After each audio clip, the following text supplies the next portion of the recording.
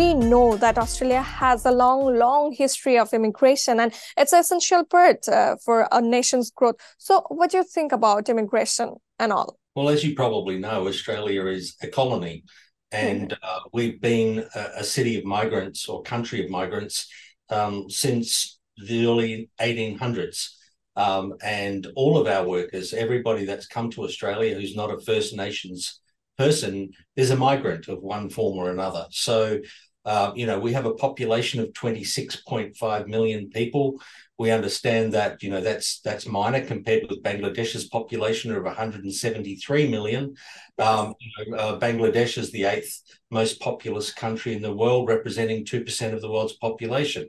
Australia, on the other hand, is the 8th biggest country, but we have a very small dent in the world's population. So, and that is because 90% of our country is uninhabitable. We're a desert. 90% of our population live within 50 kilometres of the ocean. So what this means is that our cities tend to be on the edge of the country, and that's where everyone wants to migrate to. We are a nation of migrants, and we always have been, whether they're from the UK initially or from China. We had a lot of workers come to Australia for the gold rush.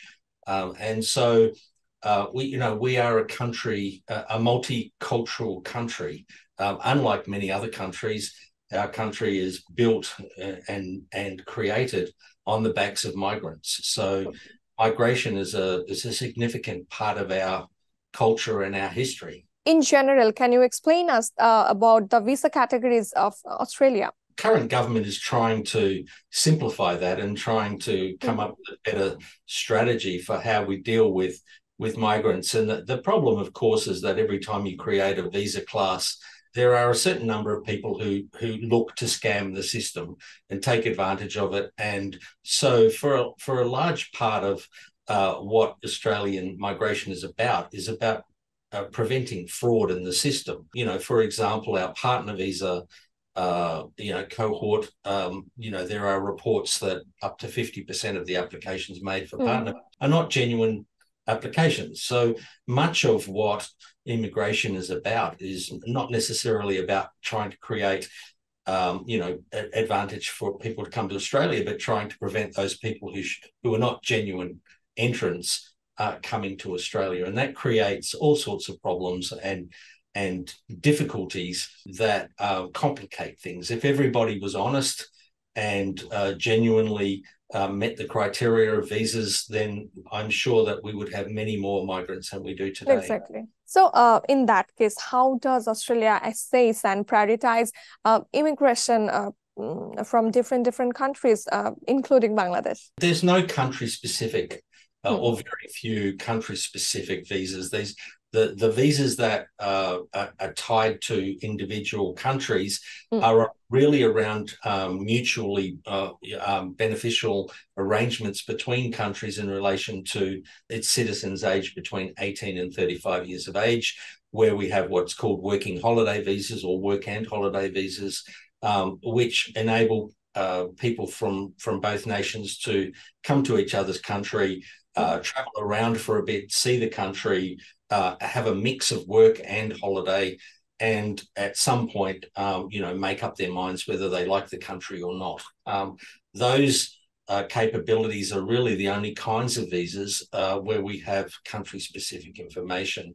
The only other exception to that is some exceptions that have been made for Hong Kong citizens in relation to the recent banging of heads, if you like, between Australia and our friends in China. I think that's been resolved, but in the meantime, there are a small number of exceptions for Hong Kong citizens. But in general, Australia doesn't discriminate between people from different countries. We will take anybody from anywhere as long as they meet the requirements of the visa. Is there any policies that already have changed in recent years? The thing about migration is that the requirements are constantly changing. Our Migration Act and migration regulation change a couple of hundred times a year for minor things. But there are constant changes to our policy to reflect changes in the way that the world is behaving. Examples of that include the fall of Afghanistan, the war in Ukraine, the need to bring in more workers post-COVID. There were a lot of concessions given to many people, including many people from Bangladesh, in relation to just the inability to come into Australia or exit Australia because of COVID. So there we have at the moment, hundreds of thousands of workers in Australia on temporary residency visas as a direct result of being granted essentially a 12-month holiday like in Australia because of COVID. Those concessions are tightening up. We expect to see all of the COVID concessions end in the next 12 months or so. But at the moment, we have I guess, what you might call a bloated collection of temporary residents in Australia, simply because of the COVID creation.